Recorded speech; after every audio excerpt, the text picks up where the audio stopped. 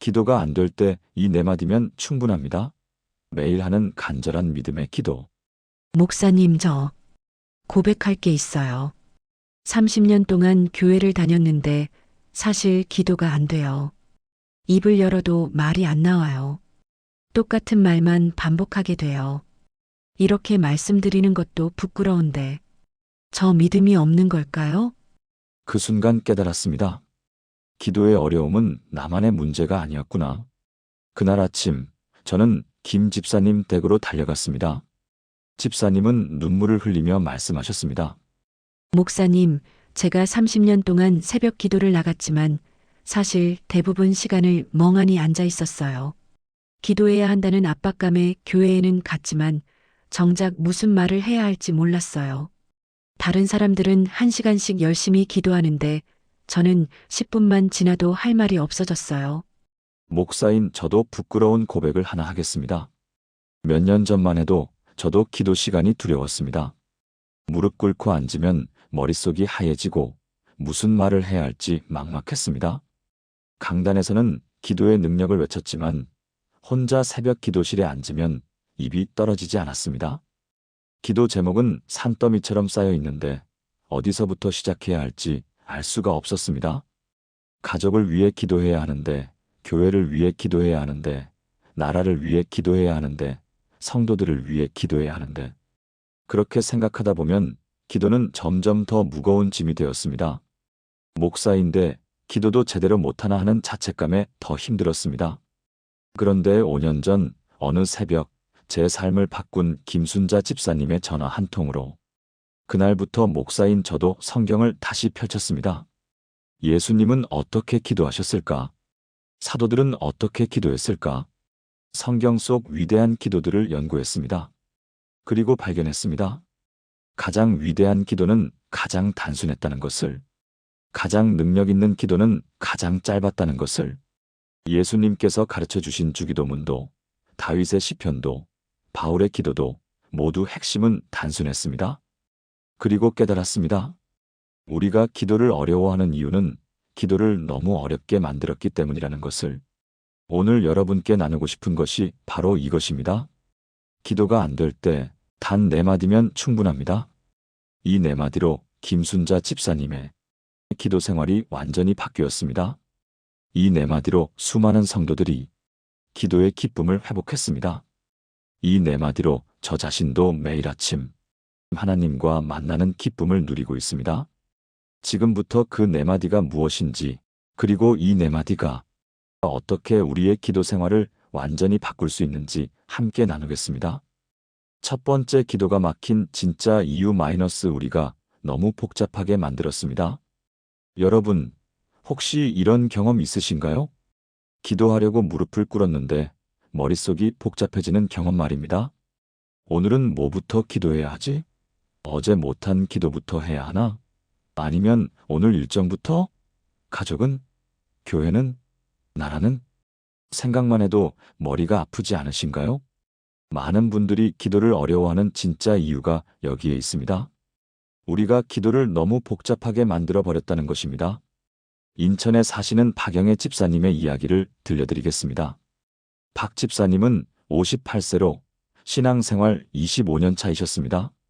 그런데 어느 날 상담을 요청하셨습니다. 목사님, 저는 기도 수첩이 3건입니다. A4 수첩에 빼곡하게 기도 제목을 적어놨어요. 가족 이름, 친척 이름, 교회 식구들 이름, 선교사님들 이름, 나라를 위한 기도, 교회를 위한 기도. 그런데 문제는 이걸 다 기도하려면 2시간도 모자라요. 그래서 매일 새벽 4시에 일어나는데 기도하다가 졸고 기도하다가 정신이 없어요. 그러다 보면 기도가 의무가 되고 나중에는 기도 시간이 두려워져요. 박 집사님의 기도 수첩을 펼쳐봤습니다. 정말 빼곡했습니다.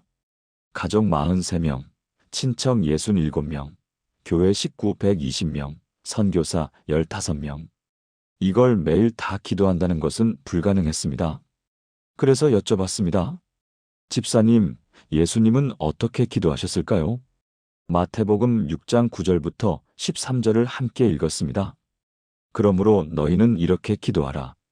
하늘에 계신 우리 아버지여, 이름이 거룩히 여김을 받으시오며 나라가 임하시오며 뜻이 하늘에서 이루어진 것 같이 땅에서도 이루어지이다. 오늘 우리에게 일용할 양식을 주시옵고 우리가 우리에게 죄 지은 자를 사하여 준 것 같이 우리 죄를 사하여 주시옵고 우리를 시험에 들게 하지 마시옵고 다만 악에서 구하시옵소서. 주기도문입니다. 예수님께서 직접 가르쳐 주신 기도의 모델입니다. 그런데 이 기도가 몇 마디인지 세어보셨습니까? 한글로 약 80자, 영어로는 60단어 정도입니다. 천천히 읽어도 1분이 채 걸리지 않습니다. 예수님께서 가르쳐 주신 완벽한 기도가 1분짜리였습니다. 그리고 마태복음 6장 7절에서 예수님은 이렇게 말씀하셨습니다. 또 기도할 때에 이방인과 같이 중언부언하지 말라. 그들은 말을 많이 하여야 들으실 줄 생각하느니라. 중언부언하지 말라. 같은 말을 반복하지 말라. 말을 많이 한다고 하나님이 더 들으시는 것이 아니라는 말씀입니다. 우리는 어쩌면 기도를 너무 어렵게 만들었는지 모릅니다. 기도는 긴 것이 좋다고, 많은 것이 좋다고, 복잡한 것이 영적이라고 착각했는지 모릅니다. 박 집사님께 말씀드렸습니다. 집사님, 기도 수첩을 한번 정리해 보시겠어요? 정말 매일 기도해야 할 것만 남기고 나머지는 요일별로 나눠보세요. 그리고 가장 중요한 것만 먼저 기도해 보세요. 3일 후 박 집사님이 전화하셨습니다. 목소리가 완전히 달라져 있었습니다. 목사님, 놀라운 일이 일어났어요. 기도 제목을 줄이고 단순하게 기도하니까 오히려 기도가 더 깊어졌어요. 예전에는 이름만 주르륵 부르고 지나갔는데 지금은 한 사람 한 사람을 위해 진심으로 기도하게 됐어요. 그리고 15분만 기도해도 충만함이 느껴져요. 6개월 후 박 집사님은 새벽 기도의 기쁨을 완전히 회복하셨습니다. 기도 수첩은 한 권으로 줄었고 A4 크기의 작은 수첩으로 바뀌었습니다. 그 안에는 정말 중요한 것들만 적혀 있었습니다. 그리고 매일 아침 그 작은 수첩을 펼치고 하나님과 깊은 교제를 나누셨습니다. 사랑하는 여러분, 지금 저와 함께 이렇게 기도해 보시겠습니까? 하나님 아버지, 제가 기도를 너무 복잡하게 만들었습니다. 많은 말, 긴 기도가 좋은 줄 알았습니다. 하지만 주님은 단순한 기도를 원하신다는 것을 깨닫습니다. 오늘부터 제 기도를 단순하게 만들어 주소서. 정말 중요한 것에 집중하게 하시고 주님과 깊이 교제하는 기쁨을 누리게 하소서. 복잡함 대신 단순함으로, 의무 대신 기쁨으로 기도하게 하소서. 예수님의 이름으로 기도합니다. 아멘. 기도를 단순하게 만드는 것, 이것이 첫 번째 단계입니다. 그렇다면 어떻게 단순하게 만들 수 있을까요? 바로 네 마디로 시작하는 것입니다. 기도의 첫 마디는 무엇이어야 할까요? 많은 분들이 고민합니다.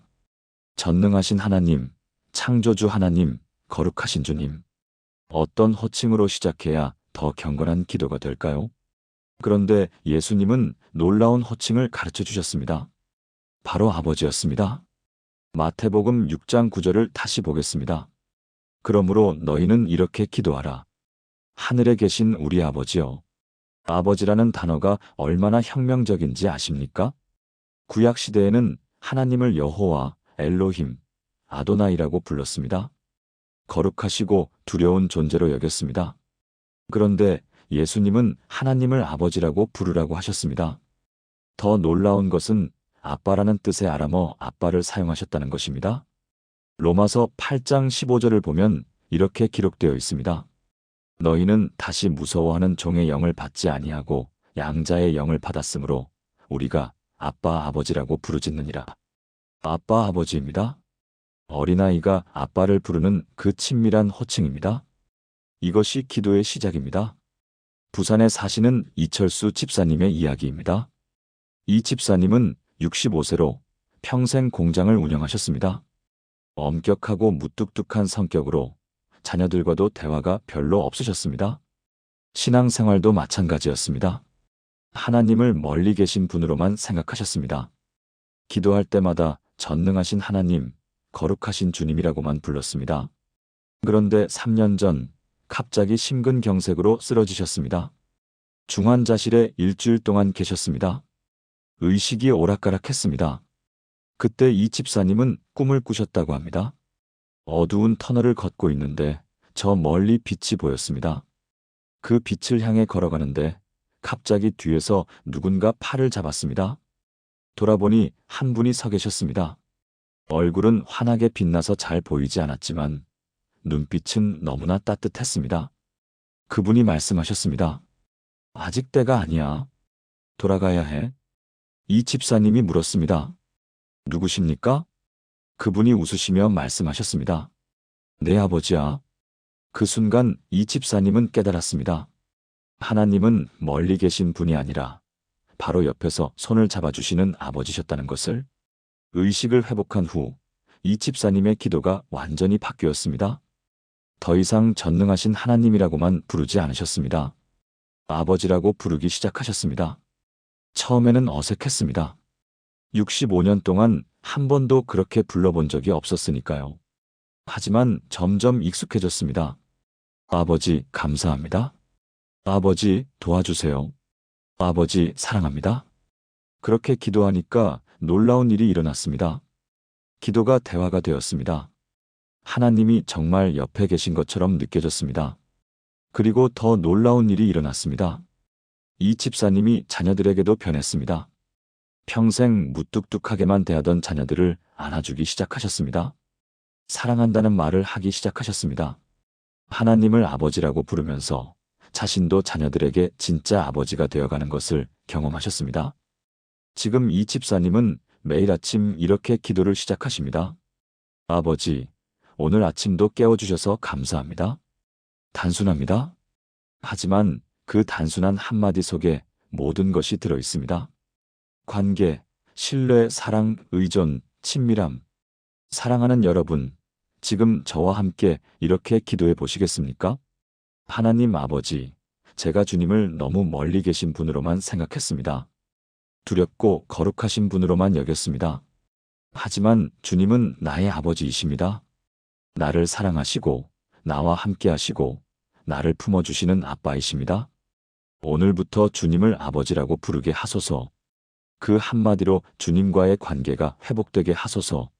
멀리 계신 하나님이 아니라 바로 옆에 계신 아빠를 경험하게 하소서. 예수님의 이름으로 기도합니다. 아멘. 하나님 아버지, 이것이 첫 번째 마디입니다. 이 한마디로 관계가 회복됩니다. 기도를 시작할 때 무엇부터 해야 할까요? 많은 분들이 간구부터 시작합니다. 하나님, 이것 좀 해주세요. 저것 좀 도와주세요. 급한 마음에 부탁부터 하게 됩니다. 그런데 성경은 놀라운 순서를 가르쳐 줍니다. 데살로니가전서 5장 16절부터 18절입니다. 항상 기뻐하라. 쉬지 말고 기도하라. 범사에 감사하라. 이것이 그리스도 예수 안에서 너희를 향하신 하나님의 뜻이니라. 기도 전에 감사가 나옵니다. 빌립보서 4장 6절도 마찬가지입니다. 아무것도 염려하지 말고 다만 모든 일에 기도와 간구로 너희 구할 것을 감사함으로 하나님께 아뢰라. 감사함으로 구하라고 합니다.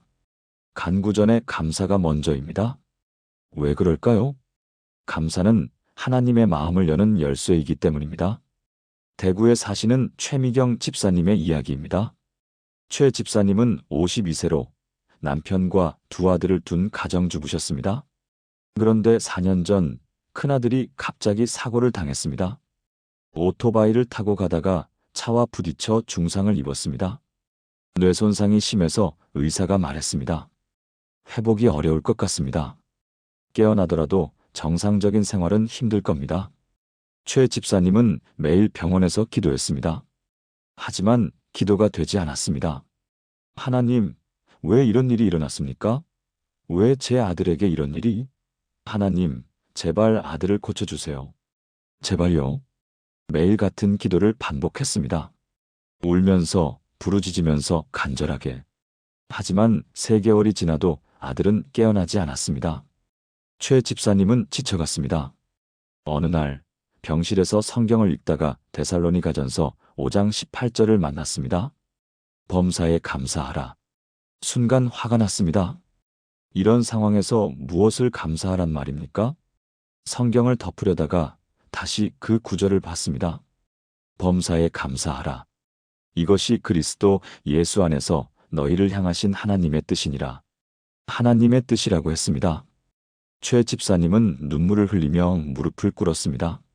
그리고 처음으로 다른 기도를 드렸습니다. 하나님 아버지, 감사합니다. 아들이 살아있는 것만으로도 감사합니다. 저희 가족이 함께 있는 것이 감사합니다. 이 병원, 이 의사 선생님들이 있는 것이 감사합니다. 처음에는 억지로 하는 감사였습니다. 마음에서 우러나오지 않았습니다. 하지만 계속했습니다. 매일 아침 병실에 들어가면서 감사합니다라고 말했습니다. 아들의 손을 잡으며 살아있어줘서 감사해라고 말했습니다. 일주일, 2주일, 한 달. 그렇게 감사하다 보니 신기한 일이 일어났습니다. 정말로 감사할 것들이 보이기 시작했습니다. 아들의 심장이 뛰고 있다는 것, 숨을 쉬고 있다는 것, 체온이 따뜻하다는 것, 작은 것들이 감사로 느껴졌습니다. 그리고 3개월째 되던 어느 날 아침이었습니다.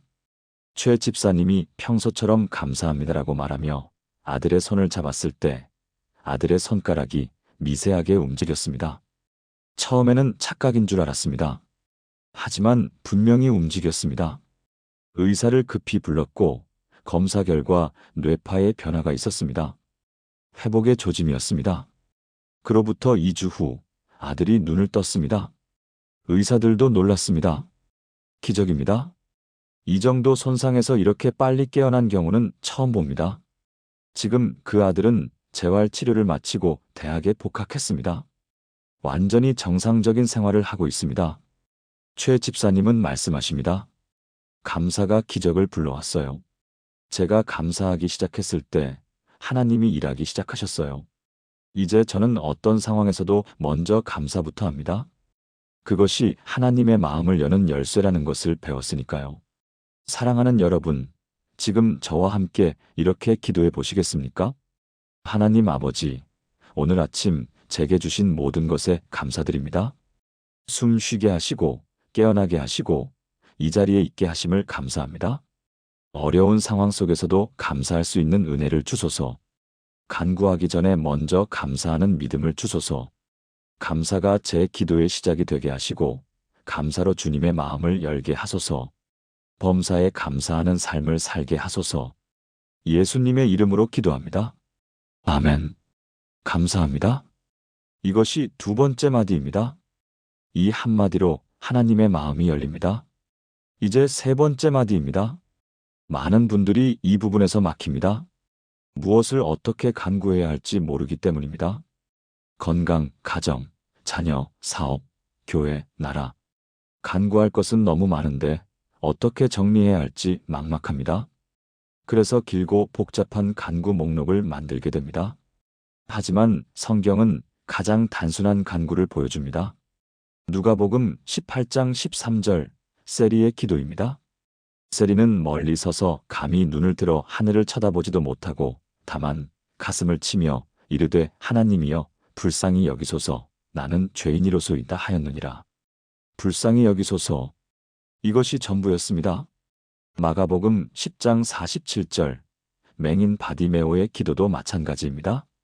다윗의 자손 예수여 나를 불쌍히 여기소서. 복잡한 설명이 없었습니다. 긴 간구 목록도 없었습니다. 단순하게 도와주세요였습니다. 그런데 이 단순한 기도가 기적을 일으켰습니다. 세리는 의롭다함을 받았고 바디메오는 눈을 떴습니다. 서울에 사시는 정수진 집사님의 이야기입니다. 정 집사님은 45세 싱글맘으로 혼자 2딸을 키우고 계셨습니다. 남편과 이혼한 지 5년이 되었고 작은 옷가게를 운영하며 생계를 이어가고 있었습니다. 그런데 2년 전 코로나19로 장사가 안 되기 시작했습니다. 가게 임대료는 매달 150만 원이었는데 매출은 50만 원도 안 나왔습니다. 저축했던 돈으로 버텼지만 6개월 만에 바닥이 났습니다. 큰 딸은 대학교 2학년이었고 작은 딸은 고등학교 3학년이었습니다. 등록금, 생활비, 월세, 걱정이 산더미 같았습니다. 정 집사님은 매일 밤 잠을 이루지 못했습니다. 기도하려고 해도 걱정 때문에 기도가 되지 않았습니다. 하나님, 등록금을 어떻게 마련해야 할까요? 월세는요? 생활비는요? 가게는 어떻게 해야 하나요? 제발, 제발. 기도가 끝나지 않았습니다. 걱정만 늘어놓다가 지쳐서 잠들곤 했습니다. 그러던 어느 날 새벽, 교회 새벽 기도회에 나갔습니다. 목사님이 마가복음 10장 말씀을 전했습니다. 바디메오의 이야기였습니다. 그 맹인이 예수님을 만났을 때 외친 말, 다윗의 자손 예수여 나를 불쌍히 여기소서. 설교를 듣는데 눈물이 났습니다. 맞아, 나는 지금 영적으로 맹인이야. 앞이 하나도 안 보여. 어떻게 해야 할지 모르겠어. 그날 집에 돌아와서 무릎을 꿇었습니다. 그리고 처음으로 단순하게 기도했습니다. 하나님 아버지, 감사합니다. 오늘도 살아있게 하셔서 딸들이 건강해서 감사합니다. 아버지, 도와주세요. 제가 어떻게 해야 할지 모르겠어요. 길이 안 보여요. 제발 도와주세요. 그게 전부였습니다. 더 이상 긴 목록을 나열하지 않았습니다. 복잡한 설명도 하지 않았습니다. 그냥 도와주세요였습니다. 신기하게도 그렇게 기도하니까 마음이 평안해졌습니다. 무거운 짐을 내려놓은 것 같았습니다. 그날 이후로 매일 아침 같은 기도를 했습니다. 하나님 아버지, 감사합니다. 도와주세요. 단순했습니다. 그런데 2주 후 예상치 못한 일이 일어났습니다. 오랫동안 연락이 끊겼던 친구가 전화를 했습니다. 수진아, 요즘 어떻게 지내? 내가 옷가게 한다고 들었는데 내가 지금 온라인 쇼핑몰 하나 운영하는데 옷 공급처를 찾고 있거든. 우리 같이 해볼래? 그 친구의 제안으로 온라인 판매를 시작했습니다. 오프라인 가게는 정리하고 온라인에 집중했습니다. 놀랍게도 매출이 3배로 늘었습니다. 임대료 부담도 없어졌고 시간도 더 자유로워졌습니다. 큰딸 등록금도 마련할 수 있었고 작은 딸은 장학금을 받아 대학에 입학했습니다. 지금 정 집사님은 안정적으로 사업을 하고 계십니다. 그리고 매일 아침 같은 기도를 드립니다. 하나님 아버지, 감사합니다. 오늘도 도와주세요. 정 집사님은 말씀하십니다. 제가 복잡하게 기도할 때는 아무 일도 일어나지 않았어요. 하지만 단순하게 도와주세요라고 기도했을 때 하나님이 일하기 시작하셨어요. 이제 저는 압니다. 하나님은 긴 설명이 필요 없으신 분이라는 것을. 그저 정직하게 도와주세요라고 말하면 되는 거예요. 사랑하는 여러분, 지금 저와 함께 이렇게 기도해 보시겠습니까? 하나님 아버지, 제가 지금 너무 힘듭니다. 앞이 보이지 않고 길이 막막합니다. 복잡한 설명은 하지 않겠습니다. 긴 목록도 나열하지 않겠습니다. 다만 이 한마디만 드립니다. 아버지, 도와주세요. 제가 할 수 없는 일을 주님이 하소서. 제가 볼 수 없는 길을 주님이 보여주소서. 제가 해결할 수 없는 문제를 주님이 해결하소서. 정직하게, 단순하게 주님께 부르짖게 하소서. 예수님의 이름으로 기도합니다. 아멘. 도와주세요. 이것이 세 번째 마디입니다. 이 한마디로 우리의 모든 필요를 하나님께 아뢰 수 있습니다. 이제 마지막 네 번째 마디입니다. 많은 분들이 습관적으로 말하는 이 마디가 사실은 가장 강력한 마디입니다. 예수님의 이름으로 기도합니다. 왜 우리는 이 말로 기도를 마무리할까요? 단순한 관습일까요? 아닙니다. 이것은 기도의 권세를 선포하는 것입니다. 요한복음 14장 13절부터 14절을 보겠습니다. 너희가 내 이름으로 무엇을 구하든지 내가 행하리니 이는 아버지로 하여금 아들로 말미암아 영광을 받으시게 하려 함이라. 내 이름으로 무엇이든지 내게 구하면 내가 행하리라. 내 이름으로 무엇이든지라고 하셨습니다. 예수님의 이름에는 권세가 있습니다. 사도행전 3장을 보면 베드로와 요한이 성전 미문에서 안진뱅이를 만났습니다. 그 안진뱅이는 태어날 때부터 걷지 못하는 사람이었습니다. 40년 동안 그 자리에 앉아 구걸하며 살았습니다. 베드로가 그에게 말했습니다. 은과 금은 내게 없거니와 내게 있는 이것을 내게 주노니 나사렛 예수 그리스도의 이름으로 일어나 걸으라. 그리고 그의 손을 잡아 일으켰습니다. 그 순간 그의 발과 발목이 힘을 얻어 뛰어 걸었습니다. 40년 동안 앉아있던 사람이 예수님의 이름으로 일어났습니다. 예수님의 이름에는 이런 권세가 있습니다. 광주에 사시는 김영숙 권사님의 이야기입니다. 김 권사님은 68세로 평생 신앙생활을 하셨습니다. 그런데 5년 전 남편이 갑자기 쓰러졌습니다. 뇌출혈이었습니다. 수술을 했지만 상태가 좋지 않았습니다. 의사는 말했습니다. 생명은 건졌지만 의식을 회복하기는 어려울 것 같습니다. 식물인간 상태가 될 가능성이 큽니다. 김 권사님은 절망했습니다. 남편과 45년을 함께 살았습니다. 세 자녀를 키우고 손주들도 5이나 있었습니다. 이제 편하게 살 때가 되었는데 김 권사님은 매일 병원에서 기도했습니다. 하지만 아무런 변화가 없었습니다. 1달, 2달, 석 달. 남편은 계속 누워만 있었습니다. 의사들은 포기하라고 했습니다. 더 이상 회복 가능성이 없습니다. 요양원으로 옮기는 게 낫겠습니다. 그날 밤, 김 권사님은 병원 옥상에 올라갔습니다. 하늘을 보며 울었습니다. 하나님, 왜 이러십니까? 평생 주님을 섬기며 살았는데 왜 이런 일이 일어납니까? 그때 한 구절이 마음에 떠올랐습니다. 내 이름으로 무엇이든지 내게 구하면 내가 행하리라. 김 권사님은 무릎을 꿇었습니다. 그리고 지금까지와는 다른 기도를 했습니다. 하나님 아버지, 감사합니다. 남편이 아직 살아있음을 감사합니다. 아버지, 도와주세요. 제가 할 수 있는 것이 아무것도 없습니다. 하지만 제게는 예수님의 이름이 있습니다. 나사렛 예수 그리스도의 이름으로 명합니다. 이 병이 물러가고 남편이 깨어나게 하소서. 예수님의 이름으로 기도합니다. 그날부터 김 권사님은 매일 같은 기도를 했습니다. 병실에 들어갈 때마다 남편의 손을 잡고 말했습니다. 예수님의 이름으로 명합니다. 깨어나세요. 1주일, 2주일, 1달. 주변 사람들은 미쳤다고 했습니다. 이미 의사도 포기했는데 뭐라는 거예요? 하지만 김 권사님은 포기하지 않았습니다. 매일 예수님의 이름으로 선포했습니다.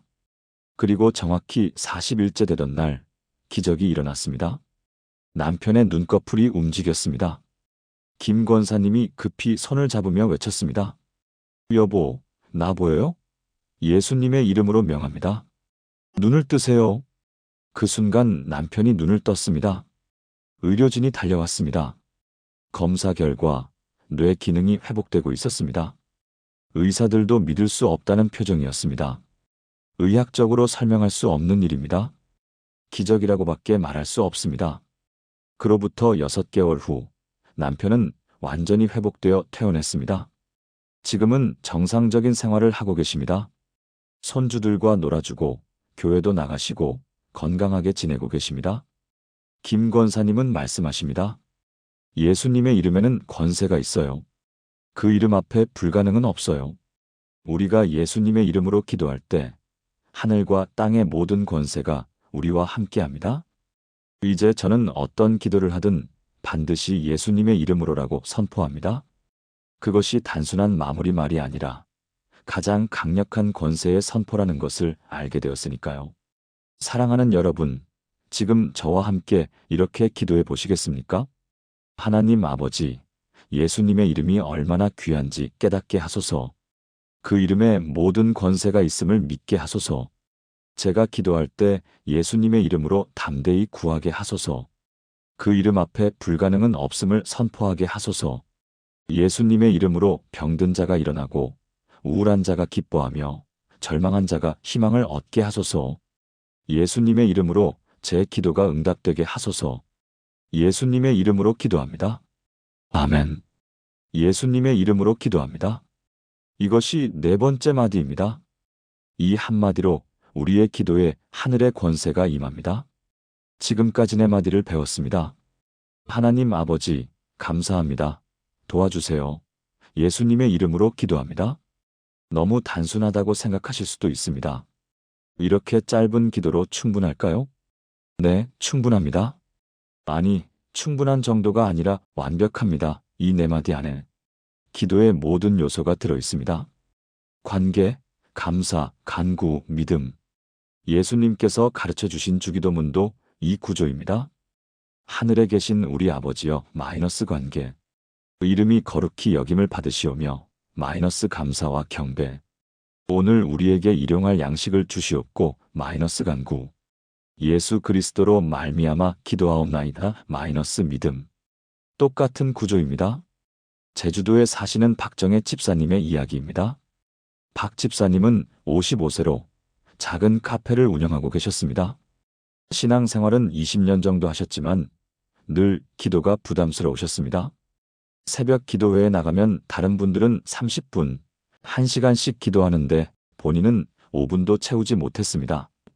할 말이 없었습니다. 그래서 점점 새벽 기도회에서 멀어졌습니다. 나는 기도의 사람이 아닌가 봐 하는 생각에 자책감만 커졌습니다.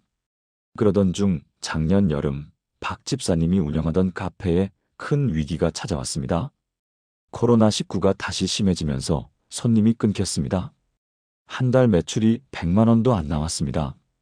임대료는 200만 원이었고 직원 월급은 180만 원이었습니다. 빚이 쌓여갔습니다.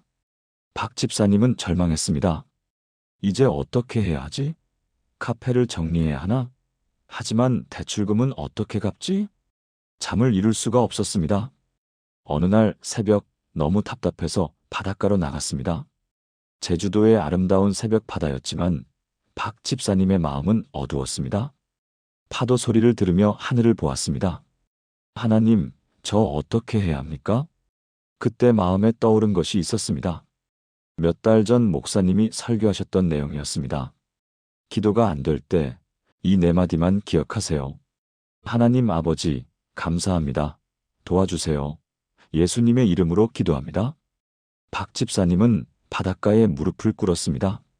그리고 그 네 마디로 기도했습니다. 하나님 아버지, 감사합니다. 오늘도 살아있게 하시고 이 아름다운 바다를 보게 하심을 감사합니다. 아버지, 도와주세요. 제 카페가 위기입니다. 제가 할 수 있는 게 없습니다. 도와주세요. 예수님의 이름으로 기도합니다. 아멘. 짧았습니다. 1분도 안 걸렸습니다. 하지만 신기하게도 마음이 평안해졌습니다. 그날부터 박 집사님은 매일 아침 바닷가로 나가 그 네 마디로 기도했습니다. 복잡한 설명은 하지 않았습니다. 긴 간구 목록도 만들지 않았습니다. 그냥 네 마디였습니다. 하나님 아버지, 감사합니다. 도와주세요. 예수님의 이름으로 기도합니다. 2주 후 놀라운 일이 일어났습니다. 한 여행 유튜버가 박 집사님의 카페를 방문했습니다. 바다가 보이는 위치와 아늑한 분위기가 마음에 들었던 모양이었습니다. 그 유튜버가 카페를 소개하는 영상을 올렸는데 조회수가 100만을 넘었습니다. 갑자기 전국에서 손님들이 몰려들기 시작했습니다. 예약이 꽉 찼습니다. 한 달 만에 상황이 완전히 바뀌었습니다. 매출이 10배로 늘었습니다. 밀린 임대료를 갚고 직원 월급도 주고 대출금도 조금씩 갚아 나갈 수 있었습니다. 박 집사님은 말씀하십니다. 저는 평생 긴 기도를 하려고 애썼어요. 1시간씩 기도하는 사람이 되고 싶었어요. 하지만 그게 제 은사가 아니었던 것 같아요. 하나님은 제게 단순한 기도를 가르쳐 주셨어요. 이 네 마디로 충분하다는 것을. 이제 저는 매일 아침 바닷가에서 이 네 마디로 기도합니다. 짧지만 진심입니다. 단순하지만 강력합니다. 그리고 하나님은 이 단순한 기도를 들어주십니다. 사랑하는 여러분도 경험하게 될 것입니다. 이 네 마디로 시작할 때 기도가 부담이 아니라 기쁨이 됩니다.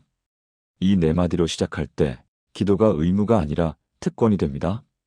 이 네 마디로 시작할 때 하나님과의 만남이 현실이 됩니다. 사랑하는 여러분, 지금 저와 함께 이렇게 기도해 보시겠습니까? 하나님 아버지, 기도를 단순하게 만들어 주심을 감사합니다. 복잡한 기도가 아니라 이 네 마디로 충분하다는 것을 깨닫게 하소서. 오늘부터 이 네 마디로 매일 주님을 만나게 하소서. 이 단순한 기도가 제 삶을 바꾸게 하시고 기적을 경험하게 하소서. 기도의 부담이 아니라 기도의 기쁨을 누리게 하소서. 의무가 아니라 특권으로, 무거움이 아니라 가벼움으로 주님께 나아가게 하소서. 예수님의 이름으로 기도합니다. 아멘. 이 네 마디로 시작하십시오. 당신의 기도 생활이 완전히 바뀔 것입니다. 이제 마지막 7번째입니다. 가장 중요한 것은 이 네 마디를 실천하는 것입니다. 아는 것과 하는 것은 다릅니다. 많은 분들이 좋은 기도 방법을 배우지만 실천하지 못합니다. 왜 그럴까요? 습관이 되지 않았기 때문입니다. 습관이 되려면 매일 반복해야 합니다. 특히 아침이 중요합니다. 아침에 어떻게 시작하느냐가 하루 전체를 결정합니다.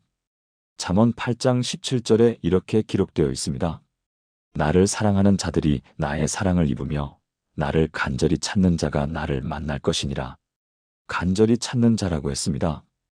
언제 찾아야 할까요? 시편 5편 3절이 답을 줍니다. 여호와여, 아침에 주께서 나의 소리를 들으시리니 아침에 내가 주께 기도하고 바라리이다. 아침입니다. 하루의 첫 시간을 하나님께 드리는 것입니다. 울산에 사시는 이미숙 권사님의 이야기로 마무리하겠습니다. 이 권사님은 62세로 평생 새벽 기도를 하고 싶어 하셨습니다. 하지만 항상 실패했습니다. 알람을 맞춰 놓아도 일어나지 못했고, 일어나도 졸음 때문에 기도가 되지 않았습니다. 몇 번 시도하다가 포기하기를 반복했습니다. 그러던 어느 날, 이 권사님은 결심했습니다. 이번에는 정말 해보자. 하지만 욕심을 버리자. 1시간 기도하겠다는 욕심을 버리고 딱 5분만 하자. 그리고 이 네 마디를 활용하기로 했습니다. 알람을 새벽 5시 30분에 맞춰놨습니다. 알람이 울리면 침대에서 일어나지 않고 그 자리에서 바로 기도하기로 했습니다. 하나님 아버지, 감사합니다. 도와주세요. 예수님의 이름으로 기도합니다. 첫날은 정말 그렇게 했습니다. 알람이 울렸고 침대에 누워서 그 네 마디를 했습니다. 30초도 안 걸렸습니다. 그리고 다시 잤습니다. 이게 기도인가? 싶었지만 계속하기로 했습니다. 둘째 날도 마찬가지였습니다. 알람, 네 마디, 수면. 셋째 날도, 넷째 날도. 그렇게 일주일이 지났습니다. 그런데 신기한 일이 일어났습니다. 일주일째 되는 날 네 마디를 하고 나서 다시 자려는데 잠이 안 왔습니다. 그냥 일어날까? 일어나서 거실로 나갔습니다. 그리고 소파에 앉아 다시 그 네 마디를 했습니다. 이번에는 조금 더 천천히 마음을 담아서 했습니다. 하나님 아버지, 오늘도 저를 깨워주셔서 감사합니다. 어제도 지켜주시고 오늘도 함께 하심을 감사합니다. 아버지, 오늘 하루도 도와주세요. 제 힘으로는 할 수 없습니다. 주님이 함께 하소서. 예수님의 이름으로 기도합니다. 아멘. 5분 정도 걸렸습니다. 그런데 마음이 평안했습니다. 하루를 시작할 준비가 된 것 같았습니다. 그날부터 조금씩 달라졌습니다. 5분이 10분이 되고 10분이 15분이 되었습니다. 네 마디에 조금씩 살이 붙기 시작했습니다. 하나님 아버지, 감사합니다. 오늘도 숨 쉬게 하시고 남편과 자녀들을 지켜주심을 감사합니다. 교회가 있음을 감사하고 건강을 주심을 감사합니다. 감사 제목이 늘어났습니다. 아버지, 도와주세요. 오늘 병원에 가는 남편을 지켜주시고 시험 보는 손주를 도와주세요. 오늘 만날 사람들과의 관계를 인도하소서. 간구도 구체적이 되었습니다.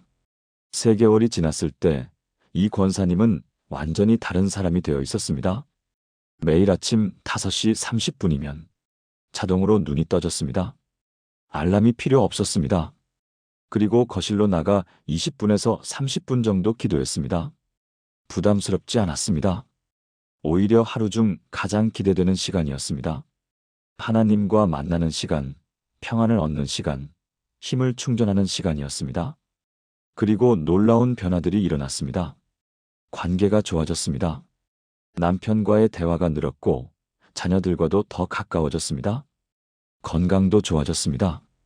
예전에는 항상 피곤했는데 이제는 활력이 넘쳤습니다. 마음도 평안했습니다. 예전에는 사소한 일에도 불안했는데 이제는 어떤 상황에서도 평안을 유지할 수 있었습니다.